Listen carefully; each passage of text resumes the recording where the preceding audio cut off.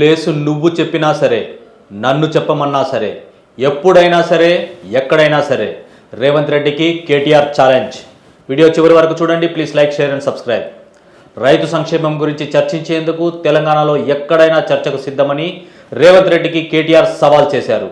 LB స్టేడియంలో ముఖ్యమంత్రి రేవంత్ రెడ్డి చేసిన సవాల్కు బీఆర్ఎస్ వర్కింగ్ ప్రెసిడెంట్ కేటీఆర్ స్పందించారు.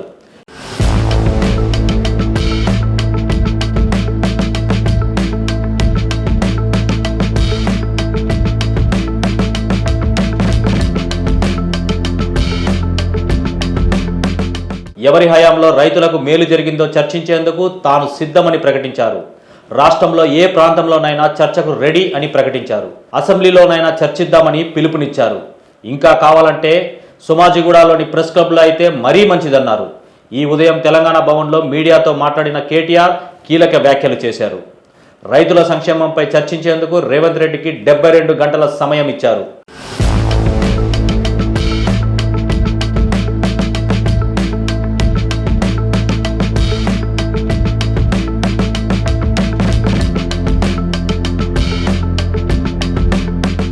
కేటీఆర్ చేసిన వాటిపై ప్రిపేర్ అయ్యేందుకు ఈ టైం ఇచ్చినట్టు పేర్కొన్నారు. 8వ తేదీ ఉదయానికి ప్రెస్ క్లబ్లో ఉంటాం. రేవంత్ రెడ్డి ఒక్కడు వస్తారో, మంత్రివర్గాన్ని తీసుకొని వస్తారో వాళ్ళ ఇష్టం. కార్యకర్తలతో వచ్చినా రెడీ. రేవంత్ రెడ్డికి కుర్చీ వేసి పెడతాం. ఆయన కోసం ఎదురు చూస్తాం. అక్కడ కాదు అనుకుంటే రాష్ట్రంలో ఎక్కడైనా నేను చర్చకు సిద్ధమే. అసెంబ్లీలోనా లేదా కొండారెడ్డి పల్లెలో, చింతమడకలో ఎక్కడైనా సిద్ధంగా ఉన్నాం అని సవాల్ చేశారు. ముఖ్యమంత్రి ముచ్చటపడుతుండు కాబట్టి ఇప్పుడైనా, ఎప్పుడైనా, ఎక్కడైనా మేము రెడీ చర్చకు. నేను ముఖ్యమంత్రి గారు పేరు తీసుకొని మరీ పిలిచిండు. కేసీఆర్ వస్తాడా, కేటీఆర్ వస్తాడా, రాండ్రి అన్నాడు. నీకు కేసీఆర్ అంత లేదు కానీ మేము చాలు, నీకు వస్తాం. మీరు ఎక్కడ పెడతారో పెట్టండి, వస్తాం.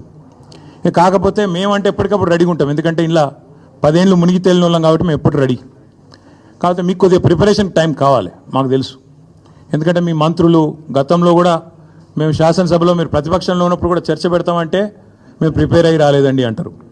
ముఖ్యమంత్రి గారు అయితే ఆయనకు తెలుసు, మీకు పాపం బూతులు తిట్టడమేమో ఈజీ, చాలా ఈజీ కదా. బూతులు మాట్లాడడము, డైలాగులు కొట్టడము, గుడ్డలు ఉడదీస్తా అనడము, గుడ్డలు ఉడదీస్తేనే ఇందిరమ్మ గొప్పతనం తెలుస్తుంది అనడము, ఇవన్నీ చాలా ఈజీ. కానీ ముఖ్యమంత్రి గారికి నేను ఎందుకు 72 గంటలు టైం అంటున్నా అంటే, మళ్ళీ మీరు అక్కడికి చర్చకు వచ్చి బేసిన్లు, బెండకాయలు అని చెప్పి ఆయనతో ఉన్న పరువు తీసుకుంటే తెలంగాణ ముఖ్యమంత్రి పరువు పోతుంది. ఇప్పటికే మీరు ఎంత సిగ్గుమాలిన వ్యక్తో ఇప్పటికే అందరికి అర్థమైపోయింది.